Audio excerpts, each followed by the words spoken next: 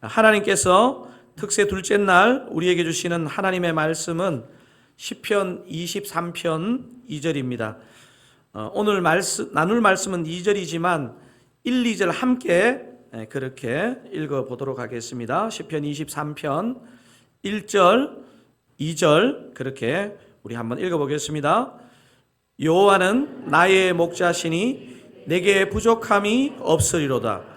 그가 나를 푸른 풀밭에 누이시며 쉴만한 물가로 인도하시는 도다. 아멘. 여러분 이미 다 암송하셨죠, 그죠? 그리고 눈 감고 한번 해볼까요? 여러분 표정이 내일부터 안 와야 되겠다. 내일은 3절인데 안 오시면 안 되고요. 하여튼 눈 감고 자막도 띄워주시고 싹 이렇게 잘 기억이 안 나시면 눈을 살짝 뜨시고요. 자, 우리 한번 외워보겠습니다. 시작. 여호와는 나의 목자시니 내게 부족함이 없으리로다. 그가 나를 푸른 풀밭에 누이시며 쉴만한 물가로 인도하시는도다. 아멘. 오늘도 이런 은혜 주실 줄로 믿습니다. 정말 함께 기도한다는 것은 정말 능력이 되는 것 같습니다. 좀 전에도 우리가 특송한 시니어 정자연합 다락방을 위해 우리가 중보했지 않습니까? 믿음의 중보는요, 역사하는 힘이 큰 줄로 믿습니다.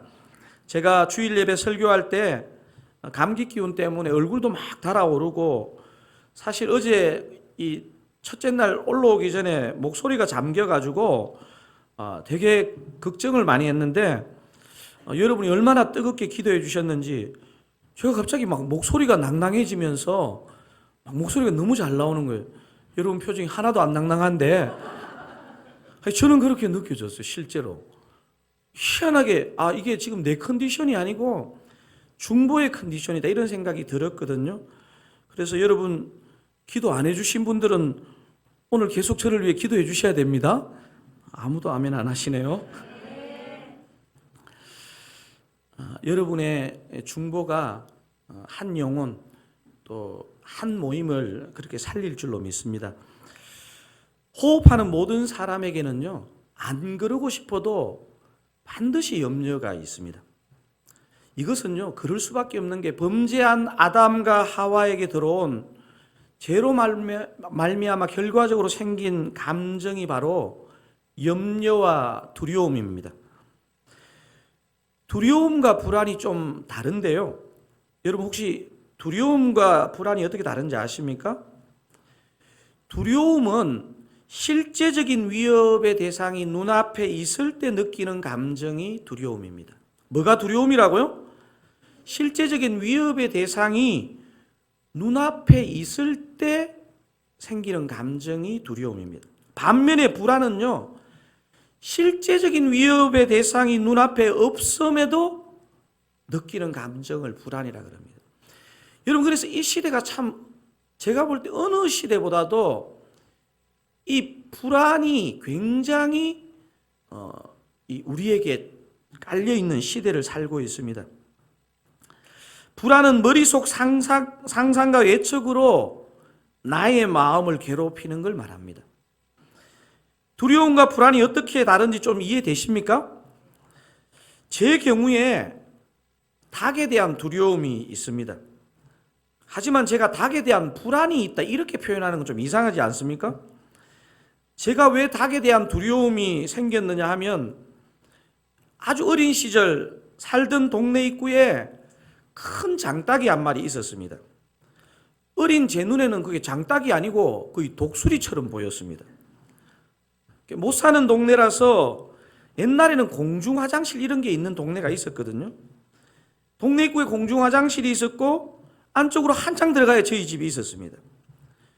어느 날 집에서 볼일 보러 공중 화장실을 가다가 이놈을 만난 것입니다. 놀라서 얼마나 도망갔는지 모릅니다. 근데 이놈이 계속 따라오면서 이렇게 쪼는 거예요.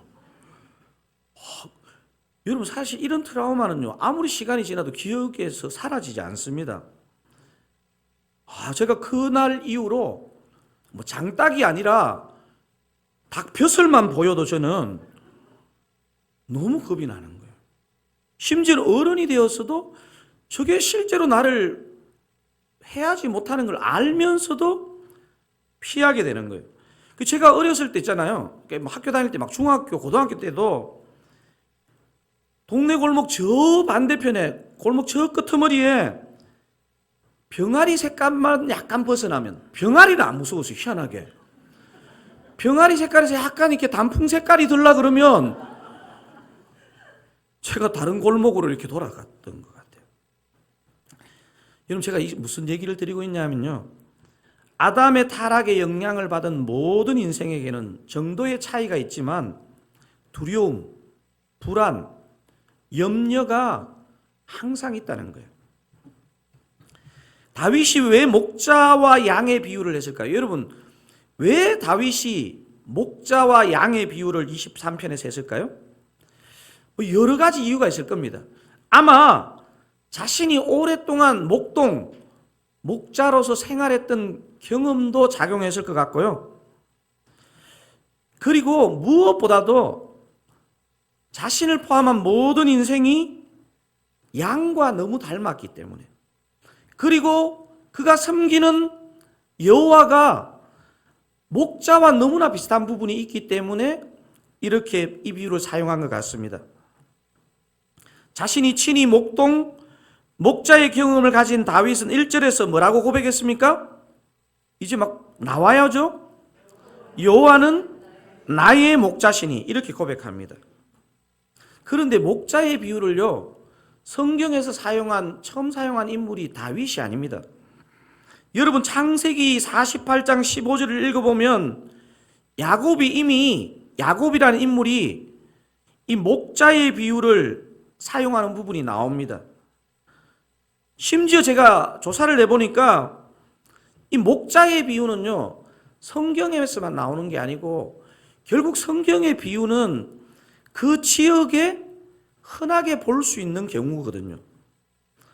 대부분 유목 생활을 했던 팔레스타인의 그 민족들에게는 이 목자의 비유가 굉장히 생활적으로 익숙한 비유입니다.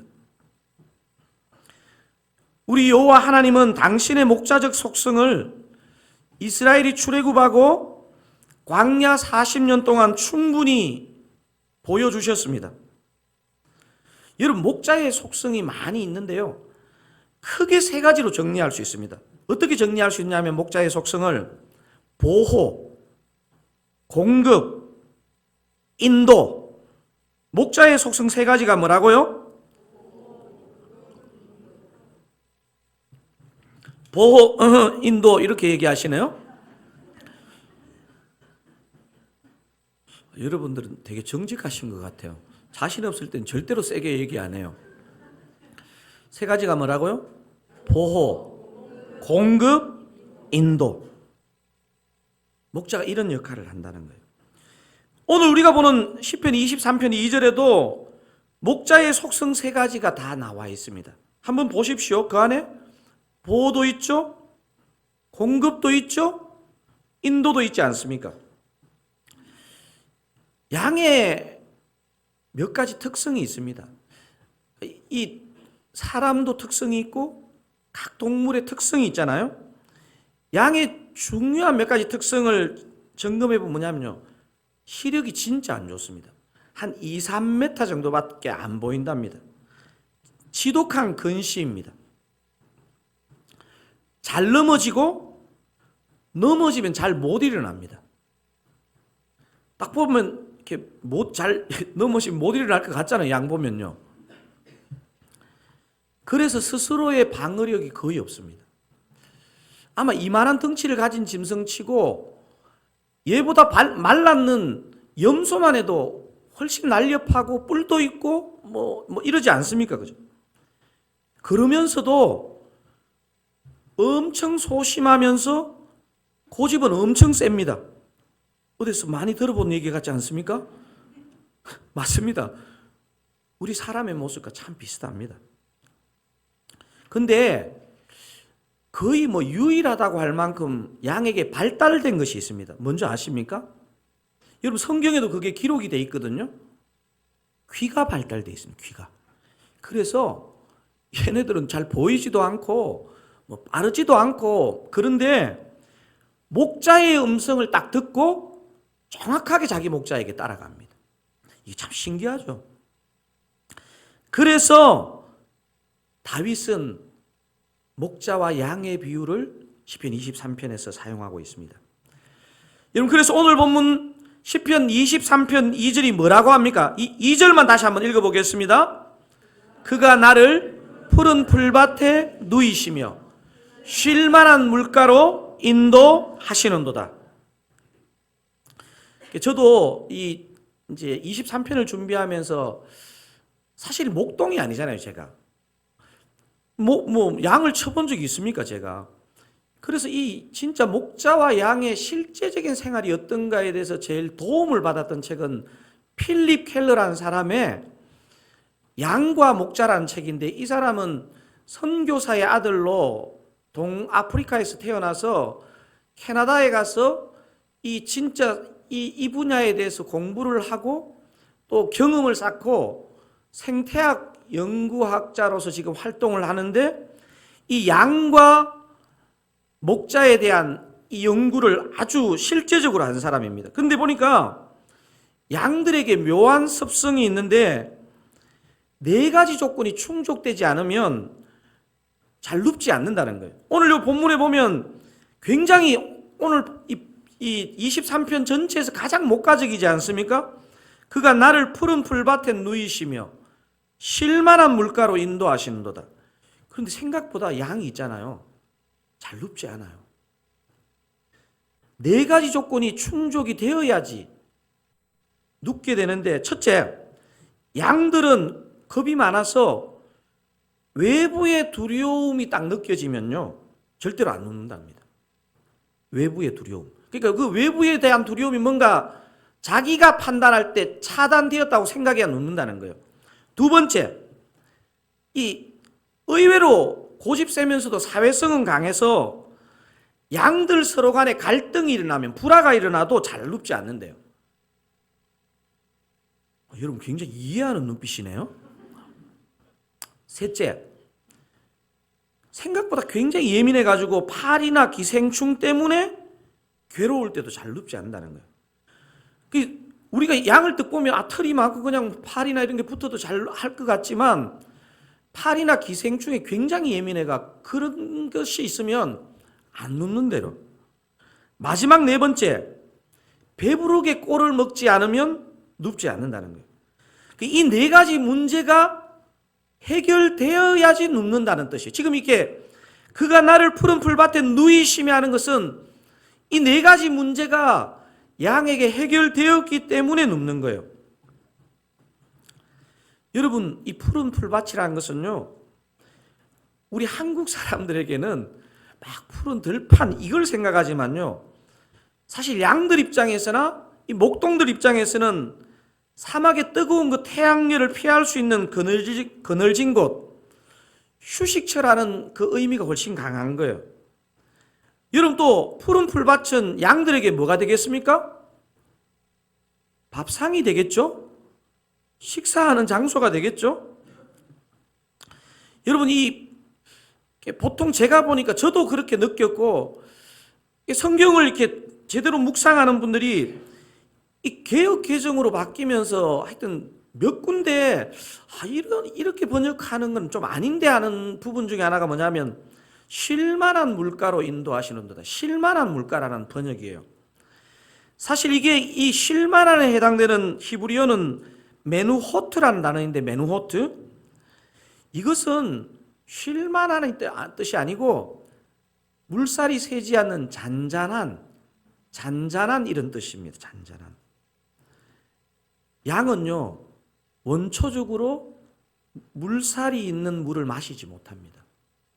이게 굉장히 중요한 양의 그 두려움을 나타내는 거거든요.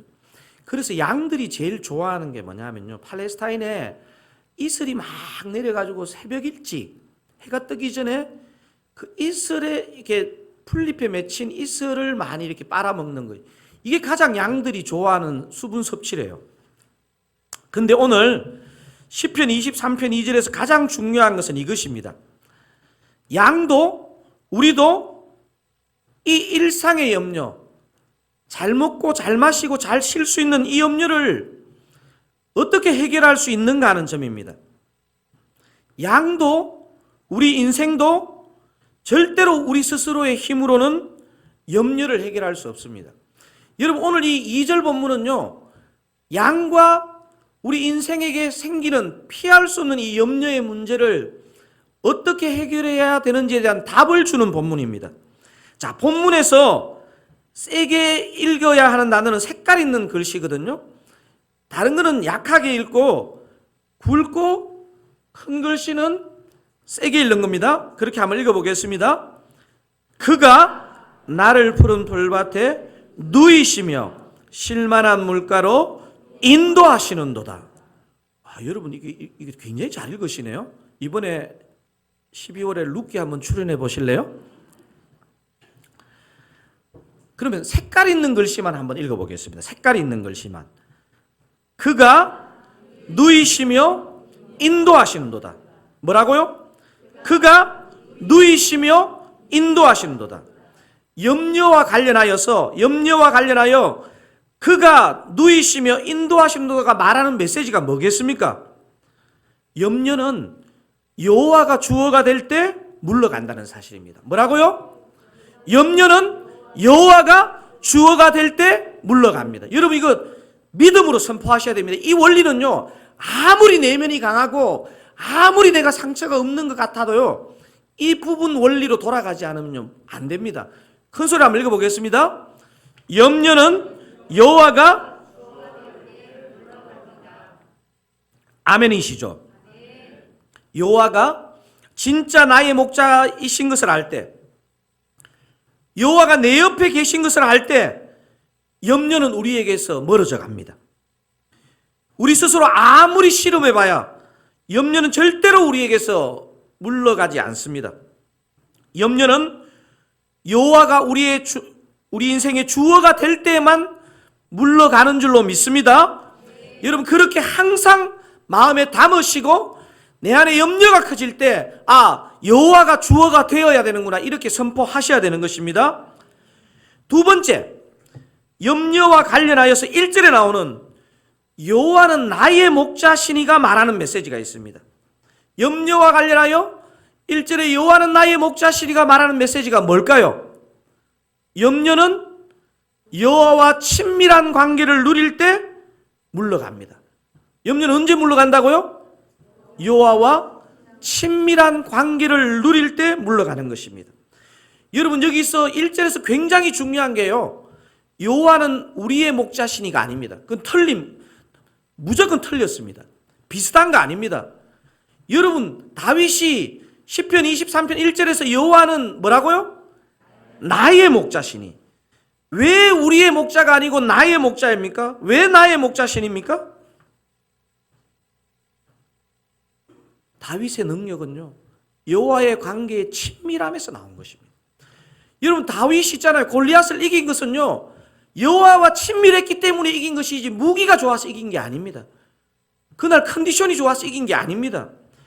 여러분 다윗이 왕이 된 것은요, 여호와와 친밀한 관계 때문에 된 것이지 그가 괜찮은 존재라서 된 게 아닙니다. 여러분 우리가 성경을 아는 것처럼 다윗은요, 그의 7 형제 중에서 가장 아버지가 믿지 못한 아들입니다. 제게 복음을 전해준 대학 친구에게 남동생 하나 여동생 하나가 있었거든요. 제게 복음을 전해준 이 집안은요, 제가 들여다보니까 특별한 하나님의 사랑을 받은 집이에요. 제 친구였던 그 형제가 보통 사람이 아니고 그 동생도 내가 보니까 보통 사람이 아니에요.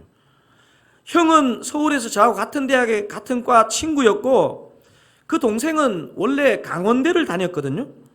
그 친구 아버님이 강원대 교수님이셨기 때문에 그 동생이 그냥 그 친구도 그랬고, 이 동생도 강원대를 다니면 교수님 아들이기 때문에 학비가 면제되었는데, 그래서 동생은 강원대를 다녔어요.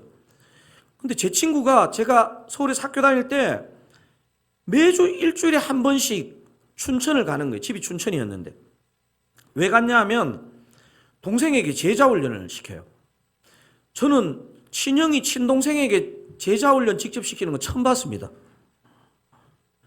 진짜 웃긴 거는요, 학교 잘 다니고 있는 동생을 자퇴시키고 수능을 다시 봐서 우리 학교에 돌아와서 철학과를 들어갔습니다. 그 동생이. 근데 이 동생도 제가 볼 때 참 보통 사람이 아니에요. 은혜를 엄청 받고 아랍의 선교사로 파송을 받기 위해서 한국에서 선교 훈련을 받지 않고 독일에 몇 년을 살았습니다. 사실 그때 분당 샘물교회 사태 날 때 이 친구가 그때 한국에 돌아와 있던 상황에서 그 분당 샘물교회 사태가 나면서 결국 그 나라로 못 들어갔습니다. 그 나라 이름이 뭐죠? 아프가니스탄.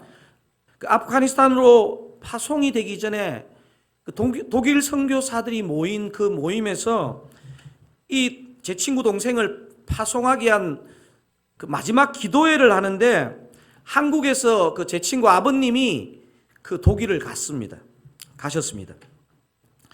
그 친구 아버님이 이제 그 자기 아들이잖아요. 이제 막내 아들을 선교사로 파송하기 위해서 하는 기도에 참석을 했는데 독일어를 잘 알아듣지는 못하겠는데 분위기 자체가 굉장히 독특한 거예요. 그 아버님 말씀으로 제가 그 아버님한테 직접 수년 전에 들었거든요. 분위기가 독특해가지고 아버님이 기도회가 끝나고 나서 그 아들한테, 파송받는 그 아들한테 물어본 거예요. 야, 아까 전에 기도회 할 때 보니까 그 너 대표 선교사님이 누구를 막 책망하시는 것 같던데 도대체 그게 무슨 상황이었냐? 이러니까 그 아들 선교사가 웃으면서 하는 말이, 그 대표 선교사 아버지, 제가 그 둘째 아들이 덩치가 엄청 크고 고혈압이 심했는 것 같아요. 그러니까 그 아들이 아버지한테 하는 말이, 아버지, 제가 심한 고혈압이 있잖아요. 근데 선교지에 가면, 아프가니스탄에 가면 병원도 잘 갈 수 없으니까 그 대표 선교사님이 이렇게 기도하셨다는 거예요. 하나님, 왜 송성교회사에게 고혈압이 필요합니까? 이렇게 기도했다는 거예요. 하나님, 왜 송성교회사에게 고혈압이 필요합니까? 선교지에서. 제 친구 동생 선교사가 고혈압이 치료되었을까요? 아니면 그대로일까요? 여러분, 하여튼 간에 저를 시험하신다니까요. 이 아버님 말씀이 걸작이십니다. 제가 아버님을 만나가지고 너무 뵙고 싶어가지고 몇 년 전에 미국 가기 전에 제가 아버님을 만났거든요. 걔가 아주 심한 고혈압인데 선교지에서는 전혀 약 안 먹고 건강하게 선교해. 근데 안식년에 한국에만 들어오면 혈압이 다시 올라가. 이 도대체 어떻게 된 체질이에요? 근데 저는요, 제가 왜 이걸 소개하느냐 하면요,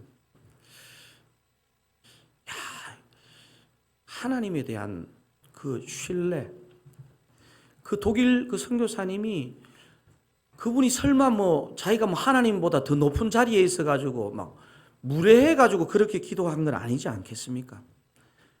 얼마나 그 하나님과의 관계에 대한 친밀함, 정말 하나님에 대한 그 믿음이 있었으면 얼마나 하나님이 주어가 되는 인생을 살고 계시면 그런 기도를 할까 하는 게 저한테는 그 아버님 얘기를 들으면서 참 도전이 되었습니다.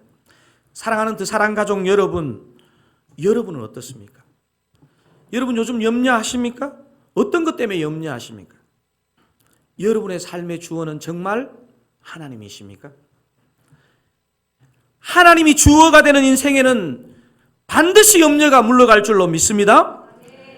하나님과 친밀한 인생은 염려가 그 영혼의 얼씬도 못할 줄로 믿습니다.